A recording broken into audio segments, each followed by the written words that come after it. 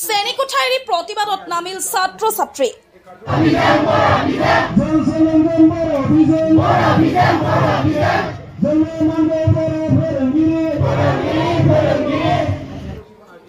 প্ৰতিবাদত উত্তাল জোনাই চিমেণ্ট চাপৰিস্থিত এছপি বড়ো হাইস্কুল।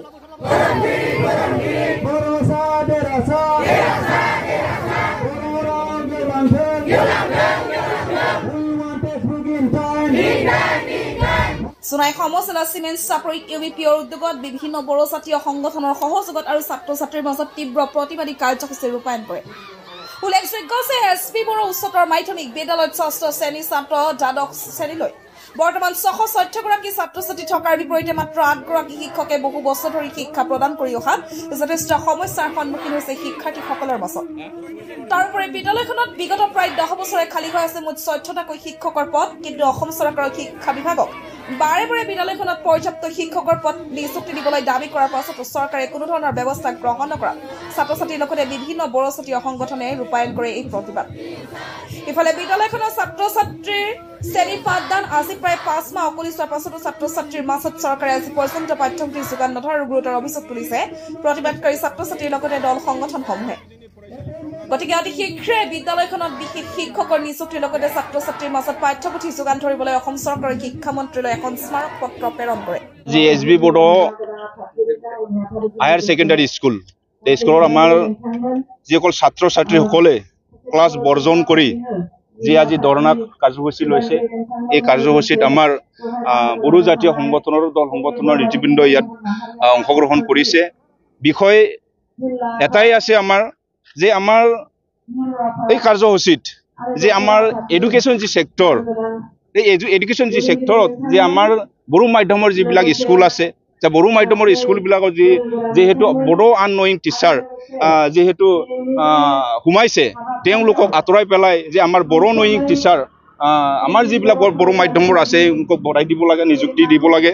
আৰু এটা কথা হ'ল কি আমাৰ এছবি বড়ো হাইস্কুল ছেকেণ্ডাৰী স্কুলত যি ক্লাছ 6ৰ পৰা 12 লৈকে যে ষ্টুডেণ্ট 609জন আছে, যে 609জন ষ্টুডেণ্টত আজিৰ দিনত এই শিক্ষক আছে এতিয়া বৰ্তমান অকল 8জন। এই 8জন শিক্ষকৰ লগত যে 609জন যিটো ষ্টুডেণ্ট আছে, এই ষ্টুডেণ্টক পাঠদান দিয়া যিটো সমস্যা, এই পাঠদান দিয়া সমস্যাটো বহুত জটিল বুলি আমি ভাবোঁ।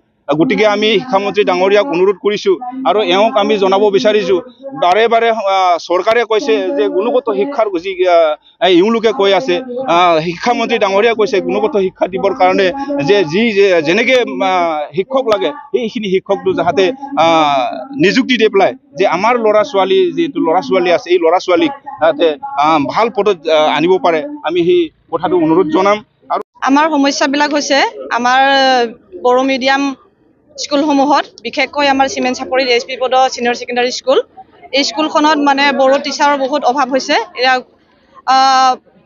অন্য ইয়াত অসমীয়া মিডিয়ামৰ বা অসমীয়া ভাষীৰ বহুত টিচাৰ ইয়াত এপইণ্ট দিয়া হৈছিলে, তাৰে আমি গম পাইছোঁ এতিয়া 4জন ইতিমধ্যে ইয়াৰ পৰা ট্ৰেন্সফাৰ লৈ গৈছে আৰু বহুত পষ্ট এতিয়া খালী হৈ আছে। আৰু আমি দাবী কৰিছোঁ আজি যে এই যিবিলাক পদসমূহ খালী হৈ আছে, খালী পদসমূহত অতি শীঘ্ৰে আমাৰ বড়ো শিক্ষক বা বড়ো ভাষাত বুজাব পৰা ল'ৰা ছোৱালীক বুজাব পৰা শিক্ষক অতি শীঘ্ৰে ইয়াত এপইণ্ট কৰিব লাগে, সেয়া আমি দাবী জনাইছোঁ। আৰু লগতে ইতিমধ্যে যোৱা বছৰৰ পৰা বড়ো মিডিয়ামত 11 আৰু 12ত মানে প্ৰমোট কৰা হৈছে, ক্লাছটো দিয়া হৈছে, পাৰ্মিশ্যনটো 11-12ৰ ক্লাছটো চলিছে, কিন্তু আজিলৈকে কোনো ছাবজেক্ট টিচাৰ এপইণ্ট কৰা হোৱা নাই। গতিকে আমি ইয়াও দাবী কৰিছোঁ যে 11-12ৰ কাৰণেও বড়ো মিডিয়াম স্কুলসমূহত, বিশেষকৈ আমাৰ চিমেণ্ট চাপৰিত এছপি বড়ো ছিনিয়ৰ ছেকেণ্ডাৰী স্কুলত তাতো বড়ো ভাষাত বুজাব পৰা শিক্ষক এপইণ্ট কৰিবলৈ আমি দাবী জনাইছোঁ। আৰু লগতে যিবিলাক কিতাপ মানে বিতৰণ কৰা হয় চৰকাৰৰ ফালৰ পৰা, এই কিতাপসমূহ আমাৰ সময়ত আহি নাপায়, তাৰ বাবে আমাৰ পাঠ্যপুথি দিয়া ক্লাছ কৰা বহুত অসুবিধা হয়।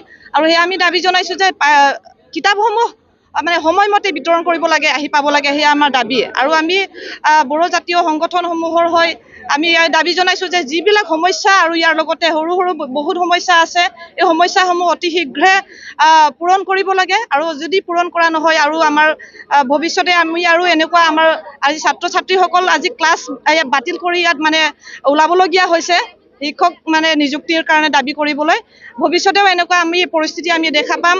আৰু গতিকে যাতে এনেকুৱা পৰিস্থিতি আৰু আমি দেখা নাপাওঁ, আমি দাবী জনাইছোঁ যে আৰু অনুৰোধ জনাইছোঁ অতি শীঘ্ৰে আমাৰ সমস্যাসমূহ সমাধান কৰিব। এই সন্দৰ্ভত আপোনালোকে শিক্ষামন্ত্ৰীক আগতে আবেদন নিবেদন কৰিছিল নেকি? হয়, ইয়াৰ আবেদন কৰা হৈছে আৰু আমি কৰিয়ে থকা হৈছে আৰু যেতিয়া সুযোগ পাই কৰা হৈছে, কিন্তু তেওঁলোকে কয় হ'ব বুলিও কয়, কিন্তু সময়মতে যিটো কথা দিয়া হয় সেয়া সময়মতে কামটো হোৱা নাই।